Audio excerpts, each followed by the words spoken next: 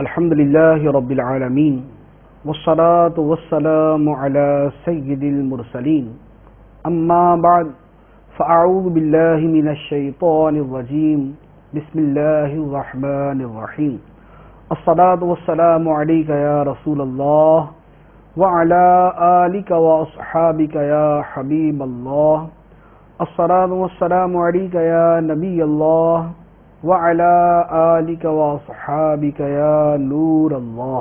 سورہ بقرہ کی آیت نمبر 47 سے رکوع نمبر 6 کے بارے میں فیضان قرآن کے سلسلے میں آج ہم درس سنیں گے۔ اللہ عز و جل ارشاد فرماتا ہے، یا بنی اسرائیل اذکروا نعمتی التی انعمت علیکم وانی فضلتکم علی العالمین۔ اے یعقوب کی اولاد، یاد کرو میرا وہ احسان جو میں نے تم پر کیا، اور یاد کرو کہ میں نے تمہیں تمہارے زمانے میں تمام جہان والوں پر فضیلت عطا فرمائی۔ یہاں پچھلے رکوع کی طرح اللہ عز و جل نے بنی اسرائیل سے فرمایا کہ میرے وہ انعامات یاد کرو جو میں نے تم پر کیے۔ ان انعامات کا اجمالی خلاصہ عرض کرتا ہوں۔ ایک انعام کہ اللہ تعالیٰ نے تمام اہل زمانہ پر بنی اسرائیل کو فضیلت و برتری عطا فرمائی۔ دوسرا انعام دریا میں راستے بن گئے۔ تیسرا انعام فرعون سے نجات ملی۔ چوتھا انعام بنی اسرائیل کو تورات عطا ہوئی۔ پانچواں انعام بچڑے کی پوجا پر معافی مل گئی۔ چھٹا انعام ایک گروہ مرنے کے بعد دوبارہ زندہ کر دیا گیا۔ ساتواں انعام بادلوں سے سایہ ملا۔ آٹھواں انعام من و سلوہ نازل ہوا۔ نواں انعام پانی کے 12 چشمے جاری ہو گئے۔ 10واں انعام زمینی اناج انہیں عطا کیا گیا۔ یہ تمام نعمتیں یاد دلا کر اللہ عز و جل فرماتا ہے، اذکروا نعمتی التی انعمت علیکم۔ اے بنی اسرائیل، میرا وہ احسان یاد کرو جو میں نے تم پر کیا۔ وَأَنِّي فَضَّلْتُكُمْ عَلَى الْعَالَمِينَ، میں نے تمہیں تمام جہان والوں پر فضیلت عطا فرمائی۔ بنی اسرائیل کو ان کے زمانے میں تمام امتوں پر فضیلت عطا فرمائی گئی، اور جب سرکار دو عالم نور مجسم شفیع معظم رحمت عالم حضور پر نور سید المرسلین صلی اللہ تعالی علیہ وآلہ وسلم کی تشریف آوری ہوئی تو یہ افضلیت سرکار دو عالم صلی اللہ تعالی علیہ وآلہ وسلم کے صدقے میں آپ کی امت کی طرف منتقل ہو گئی، اور سرکار دو عالم صلی اللہ تعالی علیہ وآلہ وسلم کی امت یعنی امت محمدیہ کو افضل الامم بنا دیا گیا۔ چنانچہ قرآن پاک میں ارشاد فرمایا، کنتم خیر امت، تم بہترین امت ہو۔ آل عمران آیت نمبر 110۔ اس کے بعد اللہ عز و جل ارشاد فرماتا ہے، وَاتَّقُوا يَوْمًا لَا تَجْزِي نَفْسٌ عَن نَفْسٍ شَيْئًا وَلَا يُقْبَلُ مِنْهَا شَفَاعَةٌ وَلَا يُؤْخَذُ مِنْهَا عَدْلٌ وَلَا هُمْ يُنصَرُونَ۔ اور اس دن سے ڈرو جس دن کوئی جان کسی دوسرے کی طرف سے بدلہ نہ دے گی، اور نہ کوئی سفارش مانی جائے گی، اور نہ اس سے کوئی معاوضہ لیا جائے گا، اور نہ ان کی مدد کی جائے گی۔ آیت مبارکہ میں فرمایا کہ کوئی جان کسی دوسرے کی طرف سے بدلہ نہ دے گی۔ یہ حکم جو ہے یہ کافر کے بارے میں ہے کہ کوئی کافر قیامت کے دن کسی کافر کو نفع نہ پہنچا سکے گا، یا کوئی شخص قیامت کے دن کسی کافر کو نفع نہ پہنچا سکے گا۔ شفاعت جو قرآن اور احادیث میں آئی ہے یہ صرف مسلمانوں کے لیے ہوگی، لیکن یہ بات یاد رکھنے کی ہے کہ مسلمان کی شفاعت ہوگی۔ احادیث مبارکہ کے اندر ہے کہ گناہ کبیرہ کرنے والوں کی بھی شفاعت ہوگی، لیکن اس کا یہ مطلب نہیں ہے کہ شفاعت کی امید پر کوئی گناہ کرنا شروع کر دے۔ اللہ عز و جل پھر بنی اسرائیل کے بارے میں ارشاد فرماتا ہے، فرمایا وَإِذْ نَجَّيْنَاكُمْ مِنْ آلِ فِرْعَوْنَ يَسُومُونَكُمْ سُوءَ الْعَذَابِ يُذَبِّحُونَ أَبْنَاءَكُمْ وَيَسْتَحْيُونَ نِسَاءَكُمْ وَفِي ذَلِكُمْ بَلَاءٌ مِّن رَّبِّكُمْ عَظِيمٌ۔ اور یاد کرو جب ہم نے تمہیں فرعونیوں سے نجات دی جو تمہیں بہت برا عذاب دیتے تھے، تمہارے بیٹوں کو ذبح کرتے تھے اور تمہاری بیٹیوں کو زندہ چھوڑ دیتے، اور اس میں تمہارے رب کی طرف سے بڑی آزمائش تھی۔ مصر کے وہ بادشاہ جن کا تعلق قبطی اور عمالقہ کی قوم سے تھا، ان کے بادشاہوں کا لقب فرعون ہوتا تھا، یعنی جو بھی بادشاہ ہوتا تھا اس کا لقب فرعون ہوتا تھا۔ حضرت موسیٰ علیہ السلام کے زمانے کا جو فرعون تھا، جو قبطی قوم کا بادشاہ تھا، اس کا نام تھا ولید بن مصعب بن ریان۔ ولید بن مصعب بن ریان، یہ اس فرعون کا نام تھا۔ یہاں اسی کا تذکرہ ہے، اس کی عمر 400 سال ہوئی۔ تو یہ فرعون جو تھے، یہ فرعون اور اس کے جو ساتھی تھے، بنی اسرائیل پہ انتہائی ظلم کرتے، خدمت بھی لیتے، مارتے بھی، ٹیکس بھی لاگو کرتے، جیلیں بنائی ہوئی تھی، طرح طرح سے مظالم کرتے۔ سارا دن ان سے پتھروں کی چٹانیں جو ہے وہ کٹواتے، اس کا بوجھ لدواتے، گردنیں ان کی زخمی ہو جاتی، بدن ان کے چھلنی ہو جاتے، یوں طرح طرح سے ان کے اوپر تکالیف کے مظالم وہ ڈھایا کرتے تھے۔ اللہ عز و جل نے بنی اسرائیل پر رحم و کرم فرمایا اور ان پہ اپنی رحمت کے طور پہ حضرت موسیٰ علیہ السلام جیسا عظیم پیغمبر انہیں عطا فرمایا۔ فرعون نے ایک مرتبہ خواب دیکھا، اس نے دیکھا کہ ایک آگ بلند ہوئی اور اس آگ نے بنی اسرائیل کو تو کچھ بھی نہ کہا اور تمام قبطیوں کو جلا دیا، یعنی فرعون کی قوم کو جلا دیا اور بنی اسرائیل کو کچھ نہ کہا۔ فرعون نے اپنے نجومیوں کو، کاہنوں کو جمع کیا، ان سے کہا کہ میں نے یہ خواب دیکھا، کیا تعبیر ہے؟ تو لوگوں نے کہا کہ بنی اسرائیل میں ایک بچہ پیدا ہوگا جو تیری سلطنت اور تیری حکومت کی تباہی کا سبب بنے گا۔ فرعون نے جب یہ سنا تو اس نے اعلان عام جاری کر دیا کہ بنی اسرائیل میں جو بھی بچہ پیدا اس کو قتل کر دیا جائے۔ اس کے فرمائے کہ یذبحون ابناءکم، کہ فرعونی تمہارے بیٹوں کو ذبح کرتے تھے، وَيَسْتَحْيُونَ نِسَاءَكُمْ، اور تمہاری بچیوں کو زندہ چھوڑ دیتے۔ تو فرعونیوں نے جب بچوں کو قتل کرنا شروع کیا اور بچیوں کو چھوڑنا شروع کیا، اب کچھ عرصے بعد ایسا ہوا کہ بنی اسرائیل کے بوڑھے لوگ مرنا شروع ہو گئے۔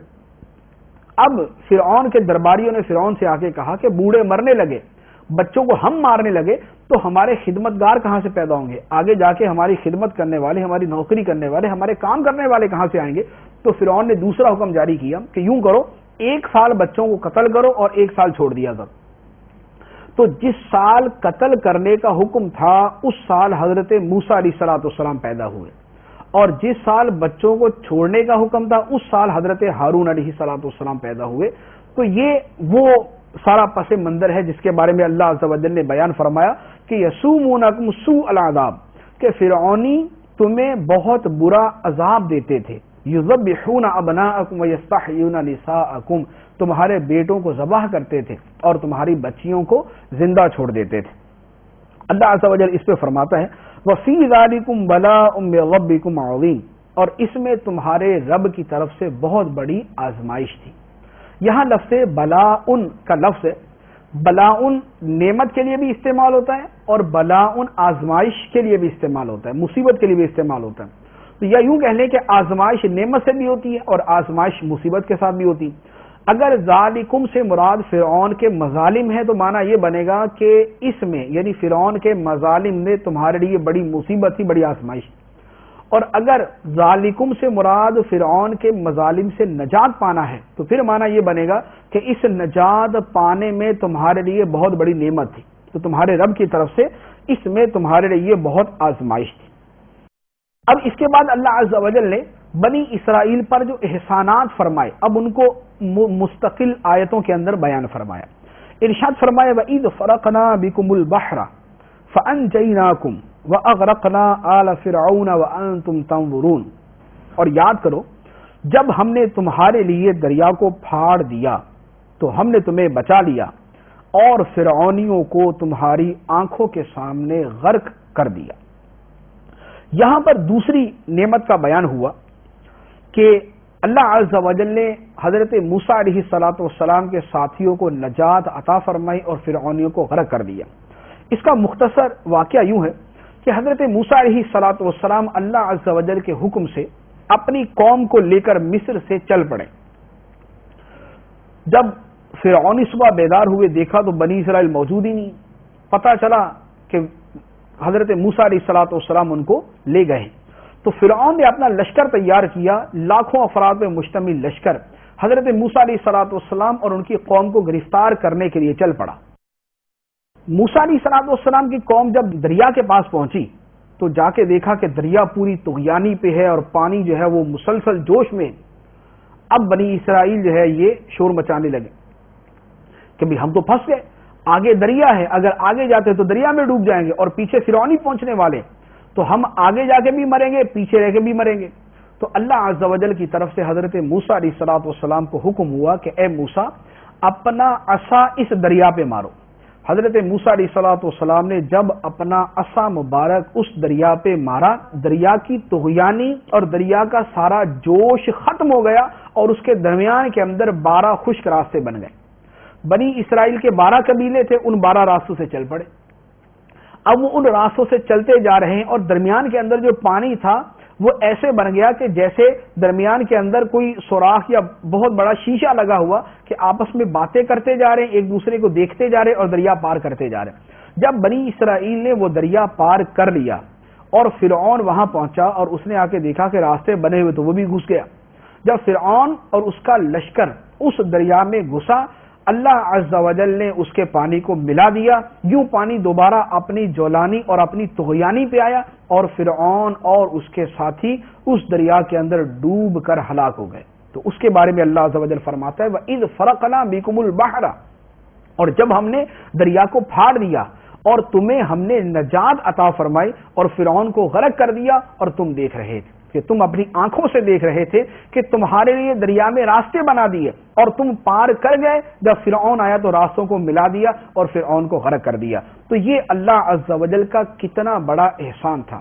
یہ واقعہ مفسرین کرام بیان فرماتے ہیں، بلکہ احادیث کی کتب میں موجود ہے کہ یہ واقعہ 10 محرم الحرام یوم عاشورہ کو ہوا۔ تو یوم عاشورہ کو چونکہ یہ واقعہ ہوا تو حضرت موسیٰ علیہ الصلوۃ والسلام نے اس دن شکر کا روزہ رکھا۔ بخاری اور مسلم کی حدیث مبارک ہے، سرکار دو عالم صلی اللہ تعالی علیہ وسلم جب مدینہ منورہ تشریف لائے تو آپ نے یہودیوں کو دیکھا کہ عاشورہ کے دن روزہ رکھتے ہیں۔ سرکار دو عالم صلی اللہ تعالی علیہ وسلم نے دریافت فرمایا کہ اے یہودیو، تم اس دن روزہ کیوں رکھتے ہو؟ تو انہوں نے جواب دیا کہ اس دن اللہ عز و جل نے حضرت موسیٰ علیہ الصلوۃ والسلام کو اور آپ کی قوم کو فرعون سے نجات عطا فرمائی، اس لیے ہم اس دن روزہ رکھتے ہیں۔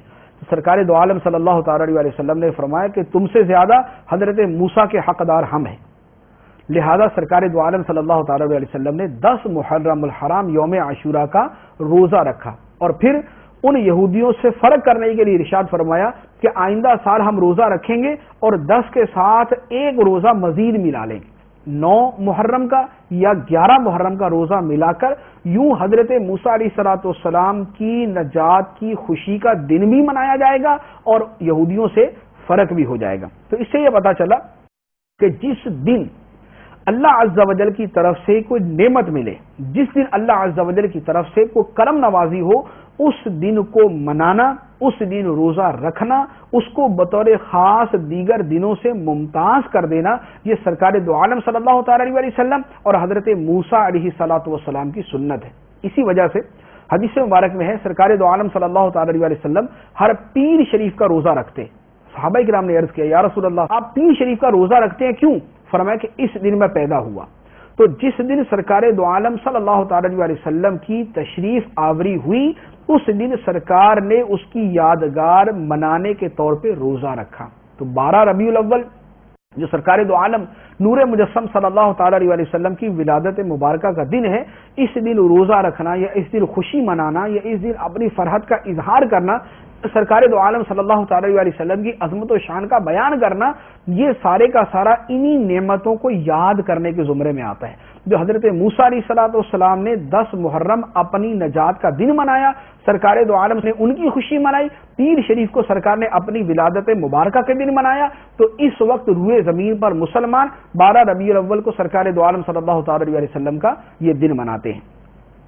اس کے بعد اللہ عز و جل نے مزید قوم بنی اسرائیل پر اپنی نعمتوں کا تذکرہ فرمایا۔ ارشاد فرمایا وَإِذْ وَاعَدْنَا مُوسَىٰ 40 لَيْلَةً ثُمَّ اتَّخَذْتُمُ الْعِجْلَ مِن بَعْدِهِ وَأَنتُمْ ظَالِمُونَ، اور یاد کرو جب ہم نے موسیٰ سے 40 راتوں کا وعدہ فرمایا، پھر اس کے پیچھے تم نے بچڑے کی پوجا شروع کر دی اور تم واقعی ظالم تھے۔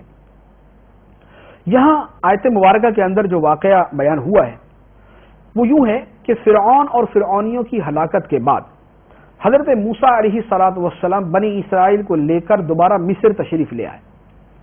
اللہ عز و جل نے حضرت موسیٰ علیہ السلام سے وعدہ فرمایا کہ میں تمہیں تورات عطا فرماؤں گا۔ موسیٰ علیہ السلام کوہ طور پر تشریف لے گئے کہ اللہ عز و جل نے کوہ طور پر تورات عطا فرمانے کا وعدہ کیا تھا، پہلے 30 دن کا فرمایا، پھر 10 دن کا مزید اضافہ ہو گیا، یوں 40 دن مکمل ہو گئے۔ تو اس پر فرمایا وَإِذْ وَاعَدْنَا مُوسَىٰ 40 لَيْلَةً، اور جب ہم نے موسیٰ سے 40 راتوں کا وعدہ فرمایا۔ موسیٰ علیہ السلام تو پہاڑ پہ تشریف لے گئے اور بنی اسرائیل پر حضرت ہارون علیہ السلام کو اپنا نائب مقرر فرما دیا۔ اب موسیٰ علیہ السلام وہاں تشریف فرمائے، پیچھے جو ہے وہ سامری نے عجیب حرکت کی کہ اس نے لوگوں سے زیور جمع کیا، اس کا ایک بچڑا بنایا، اس بچڑے کے اندر اس نے حضرت جبرائیل علیہ السلام کی گھوڑی کے قدموں سے مس ہونے والی خاک وہ اس نے اٹھائی، خاک یا گھاس وہ اٹھا کے اس نے اس بچڑے کے منہ میں ڈال دی اور بچڑے نے بولنا شروع کر دیا۔ اب بچڑے نے جب بولنا شروع کیا تو قوم اس کی عبادت میں لگ گئی، اور سامری نے بھی کہنا شروع کر دیا کہ تمہارا رب تو یہ ہے۔ موسیٰ علیہ السلام تو پتہ نہیں کدھر چلے گئے، رب تو ادھر موجود ہے۔ تو یوں بنی اسرائیل نے اس گائے کے بچڑے کی عبادت شروع کر دی۔ حضرت ہارون علیہ السلام اور آپ کے 12,000 ساتھی یہ بچڑے کی پوجا سے محفوظ رہے اور یہ اس سے دور رہے۔ اس پہ اللہ عز و جل ارشاد فرماتا ہے پھر اس کے بعد ہم نے تمہیں معافی عطا فرمائی تاکہ تم شکر ادا کرو۔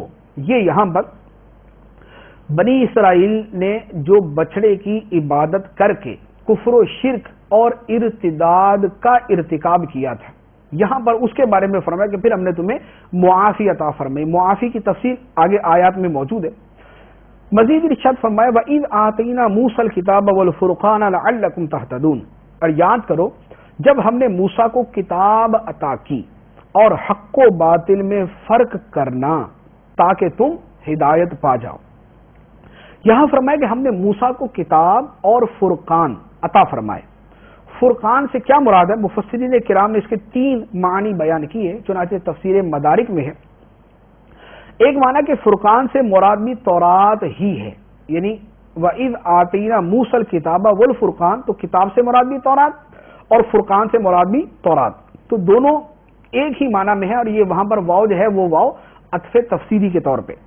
دوسرا معنی بیان کیا کہ فرقان سے مراد ہے کفر و ایمان میں فرق کرنے والے معجزات، یعنی حضرت موسیٰ علیہ السلام کو جو معجزات عطا فرمائے گئے، ید بیضا چمکتا ہوا ہاتھ، عصا عطا فرمایا گیا، اور اس کے علاوہ جو دیگر معجزات عطا فرمائے گئے، تو یہاں پر وہ معجزات مراد۔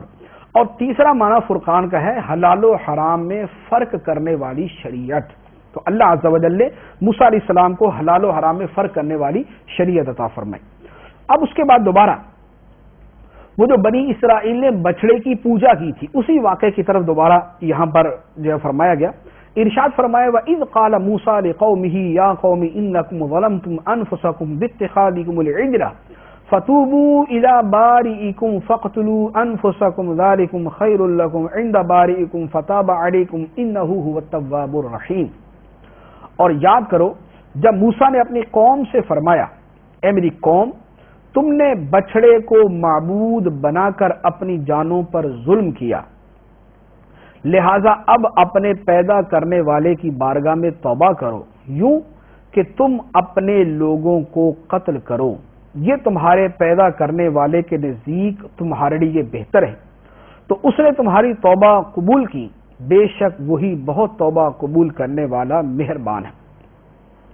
حضرت موسیٰ علیہ السلام نے اپنی قوم سے فرمایا کہ تمہاری توبہ کی اب صورت یہ ہے کہ جن لوگوں نے بچڑے کی پوجا کی ان کو قتل کیا جائے گا، اور قتل کرنے والے وہ لوگ ہوں گے جنہوں نے بچڑے کی پوجا نہ کی تھی، یعنی جو اس شرک سے محفوظ رہے وہ شرک کرنے والوں کو قتل کریں گے، اور جو مجرم ہوں گے وہ راضی خوشی سکون کے ساتھ قتل ہو جائیں، یہ ان کے اوپر سزا مقرر فرمائی گئی۔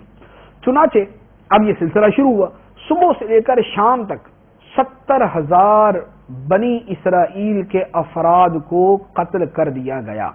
پھر حضرت موسیٰ علیہ السلام اور حضرت ہارون علیہ السلام اللہ عز و جل کی بارگاہ میں گڑ گڑا کے رونے لگے کہ یا اللہ میری قوم کو معاف فرما دے، اے اللہ میری قوم توبہ کرتی ہے تو انہیں معاف فرما دے۔ تو حضرت موسیٰ اور حضرت ہارون علیہ السلام کے عرض کرنے پر اللہ عز و جل نے بنی اسرائیل کو معاف فرما دیا، اور یہ بھی فرما دیا گیا کہ جو قتل کرنے والے ہیں وہ بھی جنتی، اور جن کو قتل کیا گیا وہ بھی جنتی، وہ بھی شہداء کے اندر آئیں گے، وہ شہداء کے اندر ہے اور وہ بھی جنتی۔ یہاں پر جو ان بنی اسرائیل کو سزا دی گئی اس کے اندر بہت سارے جرائم ان کے۔ پہلا جرم تو ان کا مجسمہ سازی، بت بنانا، کہ جو بچڑا بنایا، سونے کا بچڑا بنایا، وہ بت بنایا انہوں نے، جس کی انہوں نے بعد میں پوجا کی، تو مجسمہ سازی ان کا جرم۔ دوسرے نمبر پہ انہوں نے شرک کیا۔ تیسرے نمبر پہ ان کا شرک ارتداد کی صورت میں تھا کہ وہ مسلمان تھے اور مرتد ہو کر انہوں نے اس بچڑے کی پوجا کی تو وہ مرتد ہوئے، اور مرتد کی سزا دین اسلام کے اندر قتل ہے، تو اس سے پتا چلا کہ مرتد کی سزا یہ قتل ہے۔ چوتھے نمبر پر حضرت ہارون علیہ السلام ان میں تشریف فرمائے، اور حضرت ہارون علیہ السلام جیسے نبی کی موجودگی میں وہ اتنے بڑے جرم کے مرتکب ہوئے، تو یوں ان کے اوپر عذاب الہی کا حکم نازل ہوا، یہ ان کو سزا دی گئی، اور پھر بعد میں اللہ عز و جل نے حضرت موسیٰ ہارون علیہ السلام کے صدقے ان کی توبہ کو قبول فرمایا۔ اس کے بعد اللہ عز و جل ارشاد فرماتا ہے وَإِذْ قُلْتُمْ يَا مُوسَىٰ لَن نُؤْمِنَ لَكَ حَتَّىٰ نَرَى اللَّهَ جَهْرَةً فَأَخَذَتْكُمُ الصَّاعِقَةُ وَأَنْتُمْ تَنظُرُونَ، اور یاد کرو جب تم نے کہا اے موسیٰ ہم ہرگز تمہارا یقین نہ کریں گے جب تک اعلانیہ خدا کو نہ دیکھ لیں، تو تمہارے دیکھتے ہی دیکھتے تمہیں کڑک نے پکڑ لیا۔ یہاں پر ایک اور واقعہ بیان کیا گیا ہے کہ جب بنی اسرائیل نے توبہ کی، کفارے میں اپنی جانیں بھی دے دیں، تو اللہ عز و جل نے فرمایا حضرت موسیٰ علیہ السلام سے کہ اب اپنی قوم سے 70 افراد کو لے کر کوہ طور پہ آؤ جو اللہ کی بارگاہ میں آ کے معذرت کریں۔ حضرت موسیٰ علیہ السلام نے 70 افراد کو منتخب کر لیا، ان کو کوہ طور پہ لے گئے۔ اب جب کوہ طور پہ لے کے گئے تو اب انہوں نے وہاں عرض معروض کی اور انہیں جواب بھی مل گیا کہ تمہاری توبہ قبول ہو گئی، یا اس کے علاوہ کچھ کلام ہوا۔ تو اب وہ جو لوگ 70 افراد گئے تھے انہوں نے کہا کہ اے موسیٰ علیہ السلام تم ہمیں کہہ رہے ہو کہ اللہ تعالیٰ یہ کہہ رہا ہے، ہمیں تو پتہ ہی نہیں چل رہا، ہم تو تمہاری بات کا تب تک یقین نہیں کریں گے جب تک اللہ تعالیٰ کو خود نہ دیکھ لیں۔ اب جب اللہ تعالیٰ کو خود دیکھنے کا بول دیا کہ ہم اے موسیٰ تمہاری بات کا یقین نہیں کریں گے جب تک اللہ تعالیٰ کو خود نہ دیکھ لیں، تو اللہ تعالیٰ کی طرف سے اسی وقت عذاب نازل ہوا۔ فرمایا فَأَخَذَتْكُمُ الصَّاعِقَةُ، تمہیں کڑک نے پکڑ لیا، وَأَنْتُمْ تَنظُرُونَ، اور تم دیکھ رہے تھے، یعنی تمہارے دیکھتے ہی دیکھتے اللہ کی طرف سے کڑک ایک پیدا ہوئی اور تمہیں گرفت میں لے لیا اور تم سارے کے سارے مر گئے۔ جب یہ سارے کے سارے مر گئے تو حضرت موسیٰ علیہ السلام نے اللہ کی بارگاہ میں عرض کی کہ یا اللہ قوم تو پہلے نہیں مانتی، اب میں قوم کو جا کے کیا بتاؤں گا کہ یہ سارے کے سارے مر گئے، تو یا اللہ کرم فرما ان کو دوبارہ زندہ فرما دے۔ تو اللہ عز و جل نے حضرت موسیٰ علیہ السلام کی دعا کی برکت سے ان 70 افراد کو دوبارہ زندہ کر دیا۔ یہاں پر کئی چیزوں کا پتہ چلتا ہے۔ ایک تو یہ پتہ چلا کہ اللہ کی بارگاہ میں اللہ کے نبیوں کی بڑی عظمت ہے کہ قوم بنی اسرائیل کے ان 70 افراد نے موسیٰ علیہ السلام سے کہا کہ ہم آپ کی بات نہیں مانیں گے جب تک خدا کو نہ دیکھ لیں، تو چونکہ حضرت موسیٰ علیہ السلام کی گستاخی کی اللہ عز و جل کی طرف سے اسی وقت عذاب نازل ہو۔ تو اللہ تعالیٰ کی بارگاہ میں اللہ کے نبیوں کی اتنی عظمت ہے کہ لوگ اللہ کو مانیں گے، اللہ کے احکام کو مانیں گے تو وہ اس نبی کے کہنے پر مانیں گے۔ نبی نے فرما دیا تو حرف آخر ہے، نبی نے کہہ دیا تو وہ حتمی بات ہے، وہ قطعی بات ہے، اس کو تسلیم کرنا پڑے گا۔ نبی پر ایمان لانے کے بعد کوئی مسلمان یہ نہیں کر سکتا کہ یہ بولے کہ اے نبی ہم تیری بات کو نہیں مانیں گے جب تک خدا کو خود نہ دیکھ لیں، یا خدا ہمیں خود نہ ارشاد فرما دے، تو اس بات کا کوئی اعتبار نہیں۔ نبی کی بات کو من و عن، دل و جان سے تسلیم کرنا پڑے گا۔ اور دوسری بات یہ بھی پتہ چلی کہ اللہ کی بارگاہ میں انبیاء کا بہت بڑا مرتبہ ہے۔ حضرت موسیٰ علیہ السلام نے دعا کی، اللہ تعالیٰ نے 70 افراد کو زندہ فرما دیا. تو نبی کی دعا سے مردے زندہ ہو جاتے ہیں، یہ اس آیت مبارکہ سے معلوم ہوا. اس کے بعد اللہ عز و جل ارشاد فرماتا ہے ثم بعثناکم من بعد موتکم لعلکم تشکرون. یہ اسی واقعے کا آخر بیان فرمایا کہ پھر تمہاری موت کے بعد ہم نے تمہیں زندہ کیا تاکہ تم شکر ادا کرو. اس کے بعد اللہ عز و جل نے اس کے بعد والا واقعہ بیان فرمایا، ارشاد فرمایا وَظَلَّلْنَا عَلَيْكُمُ الْغَمَامَ وَأَنزَلْنَا عَلَيْكُمُ الْمَنَّ وَالسَّلْوَىٰ كُلُوا مِن طَيِّبَاتِ مَا رَزَقْنَاكُمْ وَمَا ظَلَمُونَا وَلَٰكِن كَانُوا أَنفُسَهُمْ يَظْلِمُونَ. اور ہم نے تمہارے اوپر بادل کو سایہ بنا دیا اور تمہارے اوپر من اور سلوہ اتارا کہ ہماری دی ہوئی پاکیزہ چیزیں کھاؤ، اور انہوں نے ہمارا کچھ نہ بگاڑا بلکہ اپنے جانوں پر ہی ظلم کرتے رہے. یہاں جس واقعے کا بیان ہے، دو چیزیں یہاں پر بیان فرمائی. حضرت موسیٰ علیہ السلام چونکہ بنی اسرائیل کو لے کر دوبارہ مصر میں آباد ہو گئے، کچھ عرصے بعد حضرت موسیٰ علیہ السلام نے بنی اسرائیل کو حکم الہی سنایا کہ ملک شام حضرت ابراہیم علیہ السلام اور ان کی اولاد کا مدفن ہے اور وہیں بیت المقدس ہے، تو وہاں عمالقہ قبیلے کی حکومت ہے، ان سے جہاد کرو اور جہاد کر کے بیت المقدس اور ملک شام کو آزاد کراؤ. اب بنی اسرائیل کے لیے مصر کو چھوڑنا بڑا تکلیف دے تھا. مصر ان کا اپنا ملک تھا، ساری نسلوں سے وہاں پر آباد تھے، تو پہلے تو ٹال مٹول کرتے رہے کہ نہیں وہ یوں تو اس طرح تو یوں کر لیتے. لیکن جب حضرت موسیٰ علیہ السلام نے حتمی حکم سنا دیا کہ اس کے بغیر چارہ نہیں ہے، ملک شام جانا ہی پڑے گا، تو اب بنی اسرائیل مجبوراً جو ہے وہ ساتھ چل پڑے. اب جب ساتھ چل پڑے، اب چونکہ دل سے تو راضی نہ تھے، اب راستے کے اندر کوئی بھی تکلیف آتی تو شکوہ شکایت شروع کر دیتے کہ سارا آپ کی وجہ سے ہوا، ہم نے آپ سے کہا تھا کہ آپ نہ چلتے لیکن آپ چل پڑے، تو اب دیکھیں کیا نتیجہ ہو گیا. تو جگہ جگہ جو ہے وہ شکوہ شکایت کرتے رہے. راستے کے اندر پیاس بھی لگی، بھوک کا معاملہ بھی آیا، دھوپ بھی تھی، سایہ بھی نہیں تھا. جب یہ ساری تکلیفیں آئیں تو بار بار حضرت موسیٰ علیہ السلام سے شکایت کرنے لگے. پھر حضرت موسیٰ علیہ السلام ان کو لے کر ایک صحرا کے اندر پہنچے. اب صحرا میں نہ سبزہ نہ پانی نہ سایہ. بنی اسرائیل نے جب حضرت موسیٰ علیہ السلام کی بارگاہ میں عرض کیا تو حضرت موسیٰ علیہ السلام نے وہ تمام چیزیں اللہ تعالیٰ کی عطا سے بنی اسرائیل کو عطا فرما دی. اللہ عز و جل کی بارگاہ میں موسیٰ علیہ السلام نے عرض کیا کہ یا اللہ ان کو پانی عطا فرما، تو اللہ عز و جل نے پانی بھی عطا فرما دیا. سائے کا عرض کیا تو اللہ تعالیٰ نے ایک بادل مقرر فرما دیا جو بنی اسرائیل کے اوپر سایہ کرتا. وہ بادل دن رات بنی اسرائیل کے اوپر رہتا اور یوں بنی اسرائیل دھوپ سے محفوظ رہتے. اور رات کے وقت آسمان سے روشنی کا ایک ستون اترتا، اس کی روشنی میں بنی اسرائیل رات کے وقت اپنے سارے کاموں کو سر انجام دیا کرتے تھے. تو یوں سر کے اوپر سایہ ہو گیا، ایک ستون نور کا عطا کر دیا گیا. اب کھانے کا معاملہ آیا تو اللہ عز و جل فرمائے وَأَنزَلْنَا عَلَيْكُمُ الْمَنَّ وَالسَّلْوَىٰ، میں نے تم پر من اور سلوہ اتارا. من اور سلوہ کیا ہے؟ من یہ ترنجبین کی طرح ایک میٹھی چیز ہے. روزانہ صبح صادق سے طلوع آفتاب تک ہر شخص کے لیے تقریباً 4 کلو کی مقدار یہ آسمان سے اترتی. لوگ اس کو چادروں میں بھر لیتے اور دن بھر کھاتے رہتے. سلوہ ایک چھوٹا سا پرندہ تھا جو ہواؤں کے زور پہ آتا تھا. بنی اسرائیل اس کو شکار کرتے اور شکار کر کے اس کو پکا کے کھا لیا کرتے تھے. ہفتے والے دن یہ دونوں چیزیں نہیں آتی، نہ من نہ سلوہ. تو جمعے والے دن یہ اجازت تھی کہ جمعے والے دن وہ اتنی جمع کر لیں کہ ہفتے والے دن بھی کام آئے. ہاں اتوار کے لیے رکھنے کی اجازت نہ تھی. لیکن بنی اسرائیل چونکہ اکثر ان کی طبیعت میں ناشکری اور الٹا چلنا ہی ہوتا تھا، تو انہوں نے ذخیرہ کرنا شروع کر دیا. جب ذخیرہ کرنا شروع کیا تو وہ چیزیں سڑنا شروع ہو گئی. تو یہ انہوں نے اپنا نقصان کیا. اس پہ اللہ عز و جل نے فرمایا کلوا من طیبات ما رزقناکم، کھاؤ ہمارا دیا ہوا پاکیزہ رزق. وما ظلمونا، اور انہوں نے ہمارا کچھ نہ بگاڑا. ہماری نافرمانی کر کے یا اس کھانے کو ذخیرہ کر کے انہوں نے ہمارا کچھ نہ بگاڑا. ولکن کانوا انفسہم یظلمون، بلکہ وہ اپنی جانوں پر ہی ظلم کرتے تھے. اب اگلا واقعہ بیان ہوا. فرمایا فبدل الذین ظلموا قولا غیر الذی قیل لهم فانزلنا علی الذین ظلموا رجزا من السماء بما كانوا یفسقون.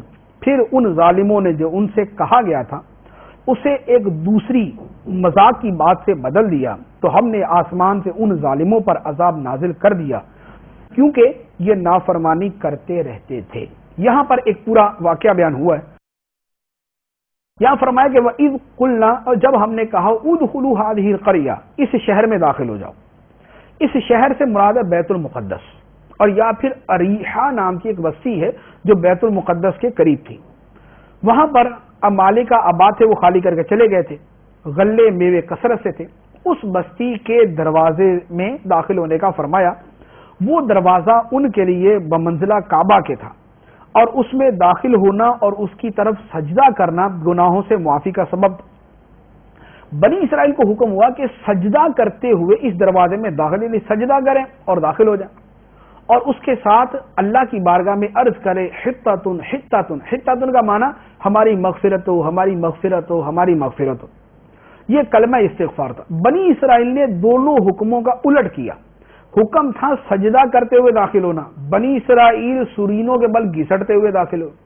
حکم تھا کہ اللہ کی بارگاہ میں عرض کرنا حطۃ، ہماری مغفرت ہو، انہوں نے لفظ کو بدل دیا ہنتۃ ہنتۃ، گندم گندم گندم، یہ بولنا شروع کر دیا۔ تو چونکہ انہوں نے اللہ عز و جل کے دونوں احکام کا الٹ کیا، یہ روایت میں ہے کہ کہنے لگے حبۃ فی شعرۃ، حبۃ فی شعرۃ، بال میں دانا، بال میں دانا۔ تو یہ اللہ عز و جل کے حکم کا برخلاف کیا، تو اس کا نتیجہ کیا ہوا؟ اللہ عز و جل فرماتا ہے فَأَنزَلْنَا عَلَى الَّذِينَ ظَلَمُوا رِجْزًا مِّنَ السَّمَاءِ، تو ہم نے ظالموں پر آسمان سے عذاب نازل کیا ان کی نافرمانیوں کے سبب، بما كانوا يفسقون، اس لیے کہ یہ نافرمانیوں کے عادی تھے، نافرمانی کیا کرتے تھے۔ یہاں پر دو تین چیزیں پتہ چلی۔ ایک تو یہ ہے کہ مقدس آبادیاں اور مقدس بستیاں اللہ عز و جل کی بارگاہ میں ان کی تعظیم کا حکم ہے۔ بیت المقدس اللہ کی بارگاہ میں معظم اور مقدس شہر ہے، اس کی تعظیم کے طور پہ وہاں پر سجدہ کرتے ہوئے داخل ہونے کا حکم دیا گیا۔ دوسرے نمبر پہ جو بہت اہم مسئلہ ہے وہ یہ ہے کہ بنی اسرائیل سے ایک جملہ کہا گیا اور انہوں نے اس کلمہ استغفار کا مذاق اڑایا اور اس کو بدل دیا، اور اللہ عز و جل نے اس کی وجہ سے ان پر آسمان سے عذاب نازل فرمایا۔ عذاب کیا تھا؟ تعاون ان پہ نازل ہوا، بنی اسرائیل پہ تعاون نازل ہوا، اور تعاون کی وجہ سے ان کو تباہ کیا گیا، ایک بہت بڑا حصہ ان کا اس مرض میں مبتلا کیا گیا۔ تو اس سے پتہ چلا کہ جو دینی کلمات ہیں، سبحان اللہ، ماشاء اللہ، الحمدللہ، اور جو کلمات ہیں قرآن پاک کی آیات ہیں، ان کو بدلنا مذاق کے طور پہ یہ اللہ عز و جل کی بارگاہ میں سخت ناپسندیدہ ہے، اور حکم شرعی یہ ہے کہ یہ کفر ہے۔ تو بہت سارے لوگ جو اذان کا مذاق اڑاتے ہیں، جو مقدس کلمات کا مذاق اڑاتے ہیں، سبحان اللہ کا، الحمدللہ کا، ماشاء اللہ کا، مذاق کے اندر، فلموں کے اندر، ڈراموں کے اندر، کامیڈی ڈراموں کے اندر جو مقدس جملوں کا مذاق اڑاتے ہیں، وہ اس واقعے کو یاد رکھیں کہ بنی اسرائیل نے ایک کلمے کا مذاق اڑایا تھا اور اللہ عز و جل نے ان پر عذاب نازل فرما دیا۔ اسی طرح جو لا حول شریف کا یا دیگر کلمات کا مذاق اڑاتا ہے وہ اللہ عز و جل کے عذاب کا مستحق ہوتا ہے، اور وہ کفر کے اندر داخل ہوتا ہے۔ جو دینی کلمے کا مذاق اڑاتا ہے وہ کفر میں داخل ہوتا ہے۔ اللہ عز و جل ہمیں اس سے محفوظ فرمائے۔ اور پھر فرمایا کہ ان کی نافرمانیوں کے سبب ان پر عذاب نازل ہوا۔ یہاں تعاون کا تذکرہ ہوا۔ تعاون کے بارے میں حکم یہ ہے کہ جس بستی میں تعاون ہو وہاں سے جانے کی اجازت نہیں، اور جس بستی میں تعاون ہو وہاں پر جانا بھی نہیں چاہیے، یعنی وہاں جانا نہیں چاہیے، اور جو لوگ جس بستی میں ہو اس بستی سے تو جانے کی اجازت ہی نہیں ہے، اس بستی سے جانا حرام ہوتا ہے۔ حدیث مبارک میں ہے، سرکار دو عالم نے ارشاد فرمایا کہ تعاون تم سے پچھلی قوموں کے لیے عذاب تھا اور تمہارے لیے شہادت۔ تعاون کے اندر جو شخص فوت ہوتا ہے اللہ عز و جل اسے شہادت کا ثواب عطا فرماتا ہے۔ اللہ عز و جل ہمیں اپنے احکام پہ عمل کرنے کی توفیق عطا فرمائے۔ آمین بجاہ النبی الامین صلی اللہ تعالی علیہ وسلم۔